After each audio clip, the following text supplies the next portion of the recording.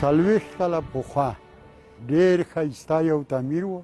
د امین صاحب نه چې په هغه وخت کې رئیس جمهور و دلته دفتر و. دې ورځ امین صاحب د بیروی سیاسي غړو ته دعوت ورکړی و. امین صاحب دا د سوپ شوروا ډېره خوړه. همدا سوپ شوروا کې دا مسموم کوونکي زهر یا هر څه چې ورته وایې دا یې اچولي وي.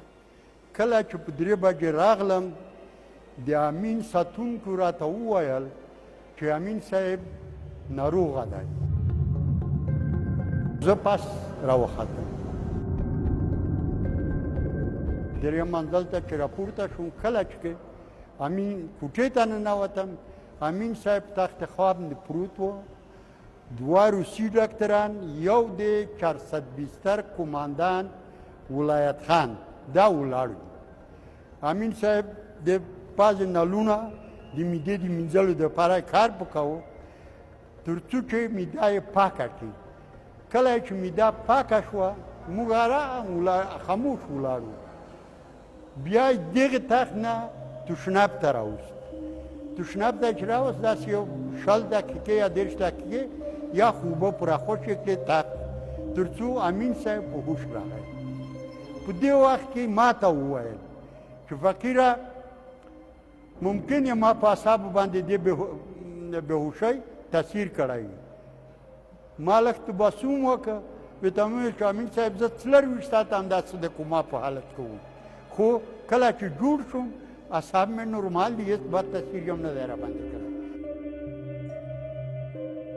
امین صاحب راته وویل چې لاندې زه به استراحت وکړم، ته لاندې په سکرټریت کې ما دفتر کې که نه. زه چې دفتر ته راکوز شوم په دې وخت کې لوی درستیز ما ته تلیفون وکړ چې فقیره چېرته یې؟ ما ویل چې زه تپې تجوید کې. وایي چې خو راځه ډوډۍ به دلته وخورو، بیا به دواړه تپې تجوید هغه ته لاړ شو تپې تجوید کې.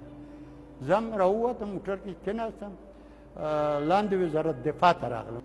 هلته چې ورسېدم یعقوب خان ته 2یم منزل کې و، دفتر ته چې ور وختم یې د ملاقات په میز باندې 6 یا 7 دغسې روسان وي شمېرلي مې نه دي. ما ته یې معرفي کړه، لاس مې ورکړه، د کوچ چوکۍ شاته یې کړه، جدي ته مې مخ ورواړوه او د ملاقات میز ته مې شا کړه.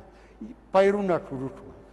بس دراز دروز شه، نوره په غوږو څه نه اورېدل، داسې مې موږ غاټ یو قرارداد د روسانو سره امضا و. دوی ټول د هوایي قواو له لارې راغلل. په دې بڼه چې موږ یې تاسو هغه سلاح، ټانکونه، ماشین مارباوي، دا غټه سلاح، سکله سلاح، خفیفه سلاح، دا ټوله راوړو یو ځای تاسو ته تسلیموو.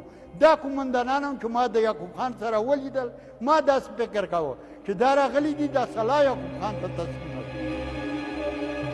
زه د وزیر داخله په صفت او د امین سره د ډېر اوږده وخت ملګرتوب په خاطر ما یوه کلمه یې شرطن هم نه ده اورېدلې د امین نه چې د روسانو سره په مخالفت کې راغلی وي. چې موږ باور په روسانو باندې دومره صادقانه و چې حتی که زه یې ویشتم هم ما فکر نه کوه چې دا ما روسای وایي. تدابیر موږ د روسانو د دفاع په خاطر هېڅ نه دي نیولي، ځکه موږ دا فکر نه کوو چې روسان په موږ باندې حمله کوي. صحیح، په دې کې دوی ټوله هماغه پیاده قوا راوړې وه، بس حمله یې وکړه. زه اوس هم فکر کوم چې حافظ الله امین تپې تجوید کې نه دی مړ شو. زه خپله په دې عقیده یم. زه وایم چې سفارت یې وړی دی، که په سفارت کې وژلی وي که په روسیه کې وژلی.